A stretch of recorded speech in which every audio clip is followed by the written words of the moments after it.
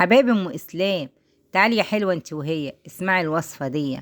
تعالوا نعمل الملوخيه بطريقه الست المصريه. بس قبل ما نبدا، يا رب اللي تشترك في قناتي وتعمل لايك تزور حبيبها النبي السنه دي وتغفر لها كل ذنوبها. معانا بتنجان هنعمله مخلل جنب الملوخيه. طبعا ملوخيه يعني بتنجان اللي بيخلي الاكل جنان في جنان. هنقلبه زي ما انتوا شايفين، بس انا بحب احمره شويه. وطبعا هنجيب الملوخية، هنعمل فصين توم وقرن فلفل وشوية سمنة بلدي كده او حتة دهن حسب ما انت بتحبي تعمليها. بس يستحسن ان انت ما تعملهاش بزيت. بشوح التوم شوية كده، وبعد كده بحط الكزبرة الناشفة. لازم تحط كزبرة عشان يبقى حياتك منورة واكلك صحي وجميل، وبتخلي الملوخية في حتة تانية. انا بحب اعمل التومة دي علشان بتبقى حلوة وخفيفة. ما بحبش احمر التومة واحطها على وش الملوخية. انا اتعودت على كده. ست الله يرحمها هي اللي كانت بتعملها كده، واحنا حبيناها على طريقة ستي. ماما بقى الله يرحمها كانت بتحمر التومة وتحطها على الملوخية. اصل احنا العيلة كلها الله يرحمها. المهم الشوربة ساعة، فانا بقلبها زي ما انتوا شايفين كده. على بال ما تسخن هنروح للبتنجان. بس انا هحط مكعب شوربة عشان يخلي طعمها حلو، واحط شوية سكر واقطع طماطمايه. الطماطمايه دي بتخلي الملوخية حكاية، بتبقى خضرة وجميلة وبتبقى حلوة احسن من اللي هي البيكنج باودر اللي هم بيحطوه. لان برضو الطماطم بتبقى حلوة كويسة وبتخليها برضو خضرة وحلوة وجميلة وخفيفة. اهي قلبنا، هنسيبها بقى مع نفسها، بس هنقلها في عين تانية عشان تغلي. عشان عندي يعني النار بتاعتها هادية شوية. طماطمية اهي هنقلها بقى على العين الكبيرة، ونكمل طريقة البتنجان اللي يخلي الاكل جنان في جنان. بصي اقلبها تقلبتين اهو. هي بس عاملة كده، الشوربة عاملة كده عشان هي ساقعة من التلاجة. هطلع البتنجان، انت ممكن بقى تطلعيه في يعني في حاجة تشرب الزيت. انا عشان بطلعه بالشوكة وباخد البتنجان بصفيه كويس من الزيت واحطه في الطبق زي ما انتوا شايفين كده.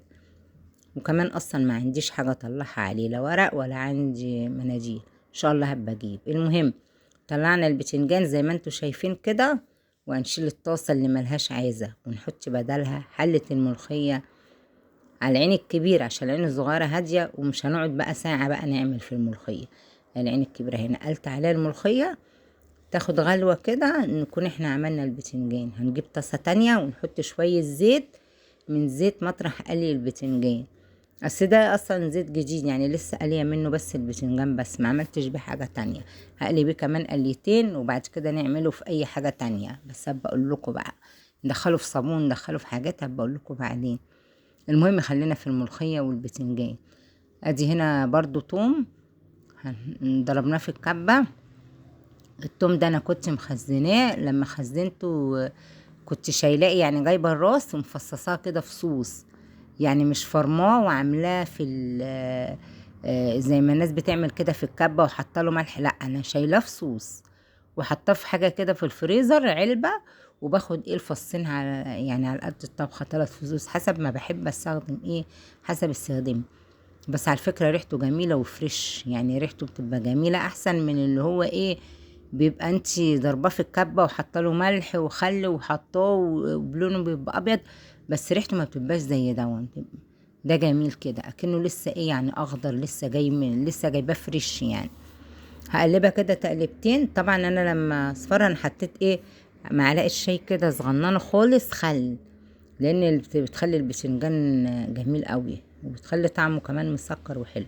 واحط شويه سكر وشويه كمون وشويه ملح وعصره ليمون.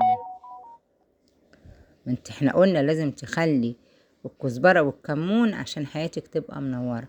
انا ما بحطش اي توابل تانية غير الفلفل الاسمر والملح والكمون والكزبره بس، لان التوابل التانية بحس ان هي بتغير طعم الاكل. فانا بحب اللي هي الاكل يكون طعمه تقليدي يعني حلو باين. يعني عامله بتنجان يبقى طعم البتنجان باين، عامله محشي يبقى طعم المحشي باين. مش بحب انا التوابل الكتير اللي هي بتضغي على طعم الاكل، بتخليكي مش عارفه انت بتاكلي ده طبعا شويه ملح هقلبهم اهو.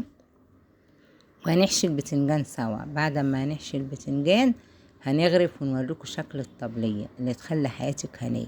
بس ما تنسيش الملح والكمون والكزبرة يخلوا حياتك منورة.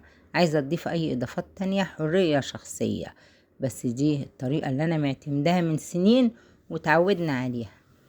حتى يعني اللي انا بعمل الاكل ده لازم برضو تعمليه كده وانت كده فرحانة كده، عشان الاكل يبقى فرحان ويطلع حلو. ما تعمليش اكل وانت مكشرة، لو عملتيه وانت مكشرة طعمه بيتغير سبحان الله بقى، زي ما يكون بيبقى حاسس بيكي ان انت عاملاه غصب عنك. تعمليه كده وتبقي بتضحكي كده وفرحانة ان انت بتطبخي. الباذنجان اهو بعد ما اتقلى بس انا بحط له الدقة زي ما انتوا شايفين. وبعد ما احط له الدقة اللي احنا عاملينها سوا كده هنغرف واوريكم. ويا رب بقى لو عجبكم الفيديو تشتركوا في قناتي وتعملوا لي لايك وتتابعوني، ويا رب تدخلوا الجنة كده وتزوروا حبيبكم النبي ويغفر لكم كل ذنوبكم. يلا تشجعوني بكلمة طيبة وتجبروا بخاطري، ربنا يجبر بخاطركم. في امان الله يا حبايب قلبي، وصلوا على الحبيب قلبكم يطيب.